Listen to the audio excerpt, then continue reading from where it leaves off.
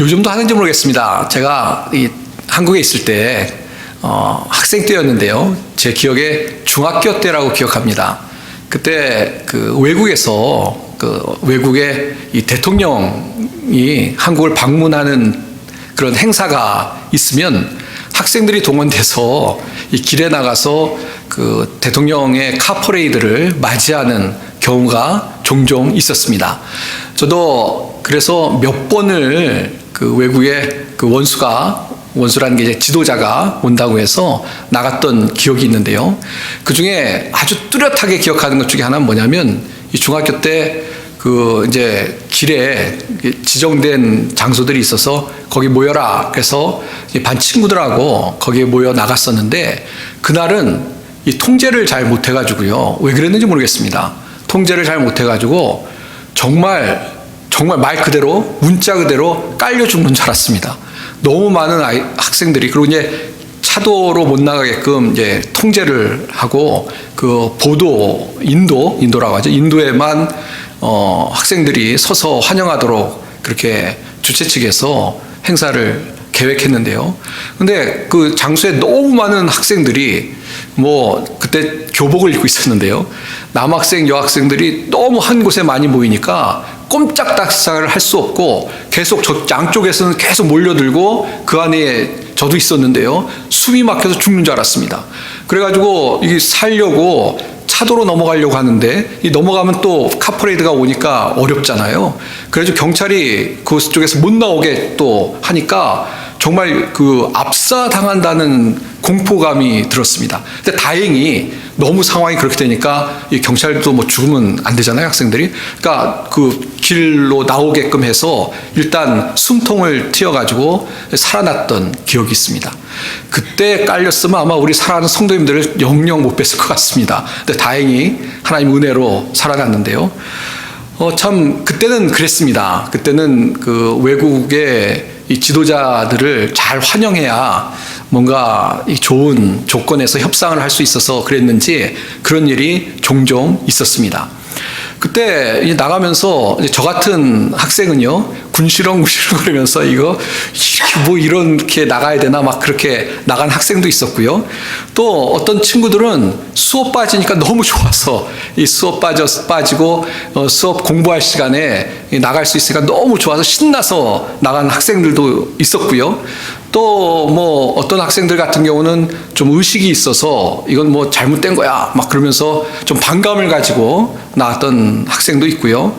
저 같은 경우는 좀 억지로 그냥 모범 학생이니까 그냥 하라는 대로 해야 된다라는 생각이 들어서 나간 학생들도 있었고, 아무튼 다양한 생각을 가지고 나간 학생들이 있었습니다. 우리가 충분히 이해할 수 있는 것이죠. 저는 오늘 이 말씀을 보면서, 오늘 종료주일인데요.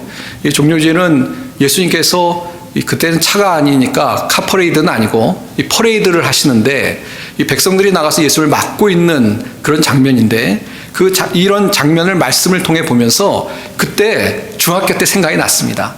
중학교 때 생각이 나면서 어떤 생각이 났냐면, 외국의 지도자를 맡는 학생들이나 또 시민들 중에 다양한 생각이 있었을 겁니다. 그렇죠? 정말 진심으로 국가를 위해서 환영을 해야 되겠다. 지도자 한번 봤으면 좋겠다라고 나간 사람도 있었을 것이고요. 또 아까도 말씀드린 것처럼 그냥 군시렁 그러면서 억지로 시키니까 억지로 나간 사람도 있었을 것이고요. 아니면 이건 아닌데 그러면서 좀 뭔가 반감을 가지고 이렇게 해서는 안 된다고 하면서 정말 어떤 좀 마음에 좀 분노라고 할까요? 그렇게 가지고 나간 사람도 있었을 테고 다양한 사람이 있었을 텐데, 그런 생각을 하면서 오늘 본문의 말씀을 보니까 오늘 예수님을 맞는 그 사람들 중에도 그냥 똑같은 마음은 아니었을 테고 다양한 생각을 갖고 예수님을 맞은 사람들이 있었을 것이다 라는 생각이 들었습니다. 그래서 성경을 보니까 정말 그런 것 같아요. 오늘 말씀 보시면 먼저 21장 우리가 읽지 않아서 다시 한번 보겠습니다만 15절 말씀 보시면 그 뒤에 있는 구절이죠. 대제사장들과 서기관들이 예수께서 하시는 이상한 일과 또 성전에서 소리질러 호산나 다윗의 자손이여 하는 어린이들을 보고 뭐라고 하고 있습니까? 노하여 그랬습니다. 그러니까 똑같이 예수님께서 지금 예루살렘 성으로 들어가셨는데요. 물론 대제사장과 서기관들은 나가서 그 퍼레이드를 맞지는 않았습니다만, 나중에 일이긴 합니다만 아예 안 나갔다라는 것은 예수님을 맞을 생각이 없었던 것이죠. 그러고 나서 나중에 또 계속 아이들이 호산나 다윗의 자손이여라고 그 전에 예수님이 입성하실 때 불렀던 똑같은 환호를 하고 있는 것을 듣고 나서 이 대제사장과 서기관들이 어떤 마음을 가졌냐면 분노했다, 노하였다라고 성경에 기록이 되어 있습니다.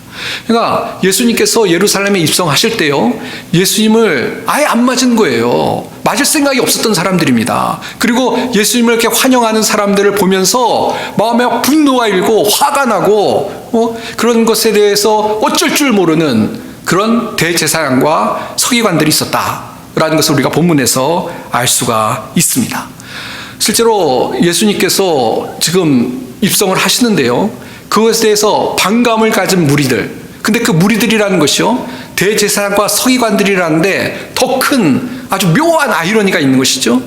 오히려 더 성경을 잘 알고 메시아가 이 땅에 올 것이다, 정말 하나님께서 이 땅을 구원하기 위해서 구세주를 보내실 거라는 사실을 너무너무 잘 알고 있는 사람들이 오히려 예수님이 이 땅에 오셔서 말씀을 전하시고 기적을 행하시고 했는데, 그런 것에 대해서 어떤 귀를 기울이지 않고 오히려 반감을 가지고 예수님을 환영하지 않는 그런 대제사장과 서기관들의 무리를 우리가 말씀을 통해서 볼 수가 있는 것입니다. 참 그렇죠. 오늘날도 이제 오늘 종료주일이고요, 이제 부활주일이 다가오면서 정말 세계가 떠들썩합니다. 우리 사실 기독교에서 가장 중요한 날이 언제냐? 물론 성탄절. 그러나 성탄절과 우열을 가릴 수 없는 날이 부활절 아니겠습니까? 예수님께서 우리를 십자가의 은혜로 구원하시고, 그래서 사망 권세 이기고 부활하심을 통해서 완전히 구원의 역사를 이루신 날을 우리가 축하하는 것이 부활절인데요, 이렇게 귀하고 너무나 우리에겐 기쁨이 넘쳐야 될 날에 아직도 세상에는 관심이 없는 사람들이 있다는 것입니다. 오히려 관심이 없는 정도가 아니라 적대적인 사람들도 있는 것이고요. 그리고 또 저는 그런 생각을 갖습니다. 안 믿고 예수님을 모르고 복음을 모르는 사람이 그렇다 쳐도 예수를 믿는 사람들 중에서도 그냥 1년에 부활절 올 때 아무 생각이 없는 거예요. 아무 생각으로 예수님 맞을 생각이 없는 것, 그것도 대제사장과 서기관들과 뭐가 다른 것인가 라는 생각을 갖습니다. 아까도 말씀드린 것처럼 대제사장과 서기관들은 성경을 아는 사람들이었어요. 근데 오늘날도 예수님을 믿는다고 하면서 교회를 나온다고 하면서 부활절에 대해서 어떤 감격하는 마음, 정말 주님을 맞으려는 그런 마음을 가지고 이 날을 대하지 않는 사람이 있다면 마치 대제사장과 서기관들과 똑같은 마음의 자세가 아닌가라는 생각을 갖게 되는 것입니다. 우리가 이 부활절을 앞에 두고 이번 한 주간 고난주간을 맞으면서 정말 우리 마음을 돌아봤으면 좋겠습니다. 우리가 하나님의 은혜로 구원을 받았다고 하면서 예수 그리스도의 십자가의 은혜로 우리 죄가 용서함 받고, 또 그래서 하나님의 자녀가 되는 은혜를 얻었다고 하면서도 정말 주님을 정말로 주님께 찬양과 영광을 올리는 그런 마음으로 살아가고 있는가? 날마다 그렇게 살아가야 될 것이고요. 특별히 부활주일을 맞으면서, 부활절을 맞으면서 더더욱 정말 마음으로부터 기쁨으로 주님을 맞을 수 있는 우리 모든 성도님들이 다 되시길 바랍니다. 교회가 이 대제사장과 서기관들 얘기를 하니까요, 이 사람들은 종교인들이었어요. 종교인 중에서도 지도자급이었는데 이런 식으로 예수님을 못 알아봅니다. 그래서 예수님을 환영하는 사람들 못 알아보고 환영하는 사람들에 대해서 오히려 분을 냅니다. 노합니다. 그러니까 엉터리인 거죠. 종교인이죠, 말 그대로. 진짜 하나님의 사람들이 아니고, 하나님을 아는 사람들이 아니고 종교인들인 것이죠. 오늘날도 교회가 어떤 믿는다고 하는 사람들이 오히려 종교적이 되어서 진짜 믿는 것이 아니고, 종교적인 형식은 있지만 정말 주님을 진짜로 알고 진짜로 주님께 찬양 돌리지 않는다면 그것은 이 대제사장과 서기관들 같은 그냥 종교인에 불과할 것이다 라는 것을 기억하면서 다시 한번 우리가 정신을 바짝 차리고 정말 주님을 마음으로부터 주님을 맞이하고 주님께 영광을 돌릴 수 있는 우리의 모습이 되어야 될 줄 믿습니다. 첫 번째고요. 두 번째는 주님을 맞는데요. 근데 주님을 맞이하긴 해요. 대제사장과 서기관들은 맞이하지도 않았죠. 주님을 맞이하기는 하는데 뭔가 부족하게 온전하게 예수님을 환영하고 있지 않는 그런 무리들도 우리가 볼 수가 있습니다. 21장 11절 말씀 보시면요. 무리가 이르되 갈릴리 나사렛에서 나온 선지자 예수라 하니라. 물론 환영을 하고 맞이합니다. 그리고 예수님에 대해서 선지자라고 높이긴 합니다. 그러나 여기서 끝나면 되겠습니까? 예수님이 이 땅에 오신 그냥 선지자 한 분이십니까? 예수님이 이 땅에 그냥 오신 어떤 위대한 스승의 한 분으로 끝나서야 되겠습니까? 그게 아니고 정말 예수님을 온전히 맞이하고 예수님을 환영하는 사람의 모습은 어떤 모습이 되어야 되냐면 하나님의 아들, 이 땅에 오신 구세주, 호산나라는 것은 우리를 구원하소서라는 뜻인데요. 정말 우리를 구원해 주십시오. 주님밖에 구원하실 분이 없습니다라고 외칠 수 있는 그런 믿음으로 맞이하는 사람. 그것이 정말 예수님을 맞이하고 예수님을 환영하고 예수님께 영광을 돌리는 것이죠. 그냥 선지자 한 분이 왔다라는 마음으로 예수님을 맞이하고 환영한다면 그것도 부족한 것이다 라는 것을 우리가 생각해 봐야 되겠습니다. 그래서 이 요한복음 12장에 보시면 오늘 예수님이 예루살렘에 들어오실 때 내용이 이 요한복음 12장에도 소개가 되고 있습니다. 근데 이 요한복음 12장에 보시면 이 예수님이 예루살렘에 입성하기 전에 어떤 일이 있었냐면요. 나사로를 살리는 일이 있습니다. 나사로를 살린. 그래서 나사로를 살린 소문을 듣고 그래서 나온 사람들이 있어요. 제가 본문을 읽어보겠습니다. 요한복음 12장 9절에서 13절인데 제가 읽어보면요. 유대인의 큰 무리가 예수께서 여기 계신 줄을 알고 오니 이는 예수만 보기 위함이 아니요 죽은 자 가운데서 살리신 죽은 자 가운데서 살리신 나사로도 보려 함이로라. 대제사장이 나사로까지 죽이려고 모의하니 나사로 때문에 많은 유대인이 가서 예수를 믿음이로라. 그 이튿날에는 명절에 온 큰 무리가 예수께서 예루살렘에 오신다는 것을 듣고 종려나무 가지를 가지고 맞으러 나가 외치되 호산나 찬송하리로다. 주의 이름으로 오시느니 곧 이스라엘 왕이시여 하더라 라는 구절이 있습니다. 그러니까 이 요한복음 10장에도 오늘과 똑같은 사건을 소개하고 있죠. 근데 어떠한 사건 이후에 일이 있었냐면 나사로를 살리신 사건 이후에 있어요. 그래서 사람들이 예수님을 맞는데 어떠한 생각을 갖고 예수님을 맞으러 나간 사람들이 있었냐면 나사로를 살리신 예수입니다 라는 생각을 가지고 맞으러 나간 사람이 있었다는 것입니다. 그런데 이걸 보시면요. 두 가지 구절에서 우리가 생각할 수 있는 게 뭐냐면 죽은 자를 살리신 예수님, 그래서 정말 예수님이 하나님의 아들로 구주로 오신 분이라는 마음을 갖고 나가서 예수를 믿은 사람도 있을 것 같고, 또 그러나 그게 아니라 죽은 자를 살리셨대라는 호기심만 가지고 예수님이 누군지 분명히 알지 못하고 호기심만 가지고 나간 사람도 있을 것 같아요. 어떻게 해석해야 될지 참 좀 쉽진 않은 것 같아요. 근데 12장 15절 16절에 보시면 이런 구절이 있어요.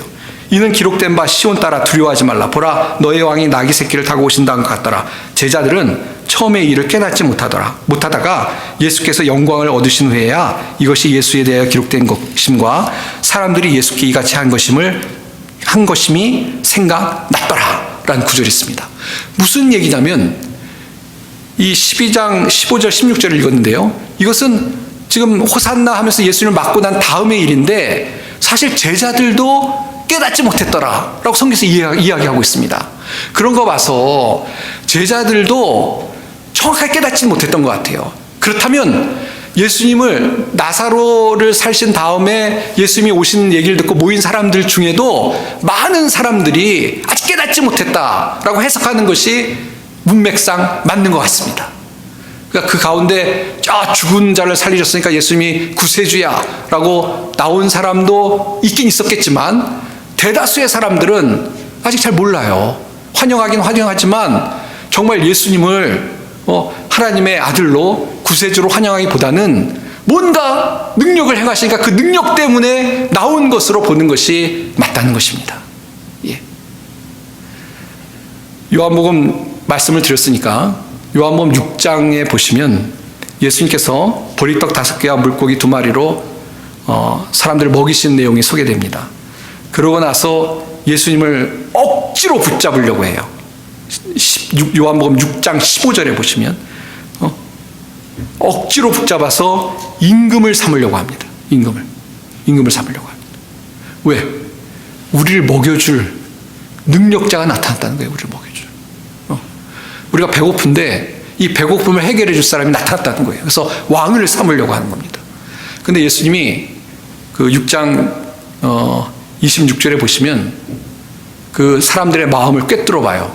이 사람들이 정말 영생과 죄에서부터 구원받는 것에 대해서 관심이 있어 오는 것이 아니고 뭐 때문에 왔냐면 떡을 먹고 배부른 까닭에 예수님께 나와서 왕을 삼으려는 걸 아셨어요. 그리고 그걸 지적하십니다. 아마 오늘 예수님을 만난 사람들 중에도 이런 사람들이 있었다고 생각합니다. 그냥 나와서 예수님을 맞긴 맞는데 정말 예수님이 어떠한 분이신지 분명히 깨닫고 맞는 것이 아니고 예수님을 통해서 배부름을 해결하고 예수님을 통해서 지금 로마 제국의 식민지로 있거든요. 뭔가 독립을 이루고 하는 그런 세상적인 왕으로 오신 그런 분을 맞으려고 아니면 선지자이기 때 능력 있는 선지자구나라고 생각해서 예수님을 맞으려는 사람이 이 가운데도 있었을 거라는 것입니다. 이것이 왜 중요하냐면 우리가 이제 부활절을 앞에 두고 있다는 말씀을 드렸는데 우리는 믿음이라는 게 뭡니까? 예수님이 우리의 유일한 구주이심을 믿는 것입니다. 예. 믿음이라는 것은 교회 나와서 신앙생활 하시는 것은 예수님이 누구신가를 바로 알고 예수님을 믿기 때문에 우리가 하나님의 자녀가 돼서 신앙생활 하는 것이죠. 예수님을 그냥 하나의 선지자로 여기기 때문에 우리가 예수님 좋은 분이야 라고 이야기한다면 그것도 온전한 신앙이 아닐 것입니다. 이 부활절을 맞으면서 다시 한번 우리의 마음에 정말 예수님이 나의 구주시라는 것을 다시 한번 분명히 할 수 있는 시간들이 되셨으면 좋겠습니다. 오늘 예배 나오신 분들은 다 그랬을 거라고 생각하는데요. 혹시 우리 아이다워 한인 장로교회 교회를 출석하시지만 또 예수님에 대한 또 믿음의 확신이 없는 분이 계시다면 결정을 하셔야 됩니다. 예수님이 하나님의 아들이시고 이 땅에 우리 죄를 위해 이 땅에 오셔서 십자가에 죽으신 분이고 부활하신 분이라는 것을 나의 마음에 믿고 신앙 고백하는 그런 결단과 그런 신앙의 분명한 자세가 있어야 된다는 것을 기억하는 우리 성도님이 되시길 바랍니다. 예수님을 아직 안 믿으면 성도님도 아직 아니죠. 그렇게 분명한 어떤 신앙의 고백과 믿음으로 참 신앙으로 살아갈 수 있는 그런 분명한 결단의 의지, 결단의 순간이 있어야 될 줄 믿습니다. 물론 그것도 하나님의 은혜죠. 하나님이 주셔서 그렇게 마음을 주시고 성령 안에서 결단할 수 있는 것인데 그런 역사가 있기를 바랍니다. 자, 그러면 오늘 맞으러 나온 사람들 중에 그런 사람 분명히 있었을 거라고 생각하는데요. 어떻게 예수님을 맞이하는 것이 정말 진정한 것이냐? 호산나 다윗의 자손이여 찬송하려다 주의 이름으로 오시는 이여 가장 높은 곳에 호산나. 이 정말 진정하게 이렇게 찬양한 사람이 있었을 거예요. 예수님을 정말로 이 땅에 오신 하나님의 아들로 찬송한 사람이 있었을 것입니다. 오늘 우리도 이제 부활절을 앞에 두고 또 종료주일 오늘 예배를 드리면서 주님 앞에 정말 영광을 돌려야 되겠는데요. 정말 주님이 누구신지 분명한 찬양의 고백이, 그 신앙의 고백이 우리 가운데 있어야 될 줄 믿습니다. 예. 아까 요한복음 6장 말씀을 드렸는데 이 떡을 이야기하고 있잖아요. 떡을 먹는 떡 때문에 나온 백성들을 보고 예수님이 정말 떡 때문에 나왔다라고 예수님이 말씀하셨다고 했는데요. 거기 보시면 6장에 계속 이어서 이런 말씀을 합니다. 6장 27절에 보시면 썩는 양식을 위하여 일하지 말고 영생하도록 있는 양식을 위하여 하라. 이 양식은 인자가 너에게 주리니 인자는 아버지 하나님께서 인치신 자니라 라고 하면서 6장 35절에 예수님께서 이런 말씀하십니다. 예수께서 이르시되 나는 생명의 떡이니 내게 오는 자는 결코 줄이지 아니할 터이요 나를 믿는 자는 영원히 목마르지 아니하리라. 이게 무슨 말씀입니까? 예수님이 이 땅에 오신 것은요, 물론 예수님께서 배고픈 자 또 병든 자 치료하시고 먹이셨어요. 그러나 그런 것으로 인류의 문제가 해결되지 않습니다. 우리의 진정한 문제는 뭡니까? 죄 때문에 하나님과 관계가 끊어진 것입니다. 죄 때문에 모든 이런 우리 삶의 고난과 시련과 어려움이 찾아온 것입니다. 그래서 예수님께서 이 땅에 오신 것은 우리 죄를 용서하시고 우리를 정말 우리가 영생을 얻도록 하나님의 자녀가 되도록 하시기 위해서 이 땅에 오신 것입니다. 그런데 그것이 어떻게 이루어지자면 우리가 잘 아는 것처럼 예수님의 십자가의 은혜로 이루어지는 것입니다.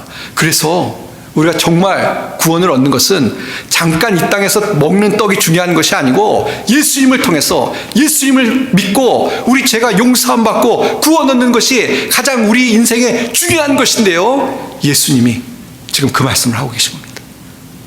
내가 생명의 떡이다. 내게 오는 자는 결코 줄이지 아니할 터이다. 결코. 그러니까 영원히 배고프거나 목마르지 않는다는 것입니다. 예수님을 통해서 우리 죄가 용서함 받고 구원을 얻기 때문에 예수님을 통해서 우리의 모든 삶에 가장 중요한 문제가 해결되는 은혜를 예수님을 통해서 얻게 된다는 것입니다. 그래서 오늘날 우리가 예수님을 다시 한번 묵상하면서 부활절을 맞는데요, 이런 마음으로 주님은 정말 나의 구주십니다. 주님으로 인해서 내가 자유함을 얻고 주님으로 인하여서 영생을 얻었습니다 라는 감격과 기쁜 마음으로 주님을 찬양하며 주님을 맞을 수 있는 우리 성도님들이 다 되시길 바랍니다. 예. 그래서 6장 35절에 예수님이 그런 말씀하시고 나서 6장 66절부터 보시면요, 그때부터 그의 제자 중에서 많은 사람이 떠나가고 다시 그와 함께 다니지 아니하더라. 먹는 얘기하다가 갑자기 영생을 얘기하니까 이게 따르던 사람들이 먹는 것 때문에 따랐거든요. 잘 먹고 잘 살고 부유하게 되고 뭐 그것 때문에 쫓았는데 예수님이 그런 얘기를 안 하시니까 떠나갔어요. 떠나갔는데 67절 보시면 예수께서 12제자에게 이르시되 너희도 가려느냐? 시몬 베드로가 대답하되 주여 영생의 말씀이 주께 있사오니 우리가 누구에게로 가오리이까? 이 베드로의 고백이죠. 영생의 말씀이 있습니다. 우리는 신앙생활 하는데 물론 저는 그렇게 생각합니다. 하나님이 우리를 사랑하시니까 이 땅을 살아가는 동안도 우리를 인도하시고 우리에게 축복하실 줄 믿습니다. 하나님 자녀니까요. 그러나 이 땅에서의 축복이라는 것이 한계가 있잖아요. 우리 이 땅에서만 살다 끝날 것입니까? 어떻게 보면 이 땅에 집중해서 살아가는 것이 아니고 하나님 나라에 집중해 살아가고, 이 땅은 우리가 사는 동안 훈련받는 장소고 또 순례자의 길을 가는 곳 아니겠습니까? 뭐 하나님이 우리를 지키고 인도하시겠지만 더 중요한 것은 우리에게 영생이 있고 하나님 나라의 소망이 있는 것인데, 그렇다면 그게 제일 중요한 것이고 그것이 우리 삶의 어떻게 보면 목표고 최종 목적지고, 그런데 우리가 이 땅에만 초점을 맞춘다는 것은 그건 신앙적인 삶의 모습이 아닌 것이죠. 예. 그래서 신앙생활 하는데 그저 지난주도 말씀드렸습니다만 이 세상 욕심에 꽉 차서 사는 것은 그건 옳은 것이 아니죠. 예. 진짜 우리의 신앙의 중심에는 예수 그리스도가 있어야 되고요. 예수 그리스도를 믿는다는 것은 이 땅에서도 주님이 인도하시지만 더 큰 하나님 나라를 향해서 날마다 내가 다듬어지고 예수님을 닮아가고 또 하나님의 뜻을 이루는 그런 목표를 가지고 살아간다는 것을 우리가 분명히 기억해야 될 줄 믿습니다. 예. 그래서 부활절을 맞으면서 이게 얼마나 놀라운 일입니까? 부활의 영광이 우리 앞에 있는데 이것이 얼마나 감격스러운 일입니까? 이것이 다 예수님을 통해서 이루어진 것임을 우리가 분명히 기억하고 정말 가슴으로부터 기쁨이 넘치고 가슴으로부터 주님을 향한 영광과 찬양을 돌릴 수 있는 그런 부활절을 맞는 우리 성도님들이 다 되시길 바랍니다. 그러기 위해서 먼저 이 고난주간에 주님의 고난을 우리가 묵상해야 되겠죠. 얼마나 주님께서 나를 위해서 큰 일을 이루셨는지, 얼마나 주님의 사랑과 은혜가 놀라운지, 주님이 하나님의 아들로 죄 없는 예수님께서 나를 위해서 대신 고난받으시고 또 십자가를 지셨다는 사실을 기억하며 정말 주님의 은혜를 묵상할 수 있는, 그래서 그 주님의 은혜를 묵상하는 가운데 더 우리 사랑하는 성도님들의 신앙에 하나님의 은혜가 넘치는 그런 시간들이 이루어지시기를 바랍니다. 이제 말씀을 맺겠습니다.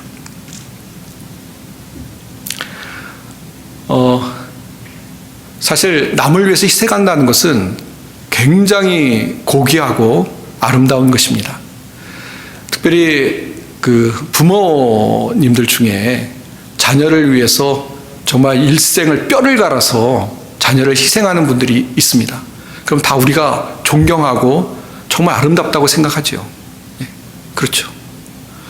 저는 고난주간을 맞을 때마다 예수님께서 정말 얼마나 우리를 사랑하셔서 죽음이란 고통뿐만 아니라 사실은 저주를 다 받으신 거예요. 죄의 저주를 다 받는 그런 예수님의 사랑, 그것이 얼마나 놀라운가 매년 고난주간을 맞으면서 깊이 느끼게 됩니다. 우리가 이번 고난주간 동안에 정말 하나님의 사랑, 예수 그리스도의 십자가의 은혜를 깊이 깨닫는 시간이 되길 원합니다. 전 종료주일이, 물론 종료주일 자체가 영광의 왕을 맞는 그런 기쁨의 주일이기도 하지만 고난주간의 시작이라고 생각합니다. 오늘부터 주님의 십자가를 묵상하는 그런 시간을 갖자라는 의미에서 좀 정신 차려라 라는 의미에서 종료주일을 갖는다고 생각합니다. 또 부활절을 기대하고 준비하는 마음을 가져라 라는 의미에서 종료주일을 갖는다고 생각합니다.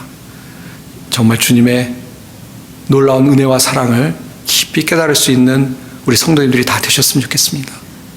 정말 그 사랑이 얼마나 우리를 향해서 놀라운 사랑이었는지 깨닫고 감격하고 주님을 찬양할 수 있는 우리 모든 성도님들이 다 되시길 바랍니다. 기도하겠습니다. 하나님 아버지, 감사합니다. 예수님께서 나귀 새끼를 타고 우리를 구원하기 위해서 세상의 왕이 아니라 만왕의 왕으로 우리를 구원하기 위해서 예루살렘에 입성하신 것을 오늘 말씀을 통해 다시 한번 묵상했습니다. 하나님 정말 감사합니다. 예수님 정말 십자가의 은혜에 감사드립니다. 하나님, 이번 한 주간 우리 주 예수님을 묵상하는 한 주간이 되게 하시고 그 놀라운 사랑을 정말 성령 안에서 깊이 깨닫는 한 주간이 될 수 있게 복을 허락하여 주옵소서. 그래서 감격하고 주님을 찬양하는 우리 모든 성도들의 삶이 될 수 있도록 은혜를 베풀어 주시옵소서. 주님의 은혜를 감사드리며 예수님의 이름 받들어 간절히 기도하옵나이다. 아멘.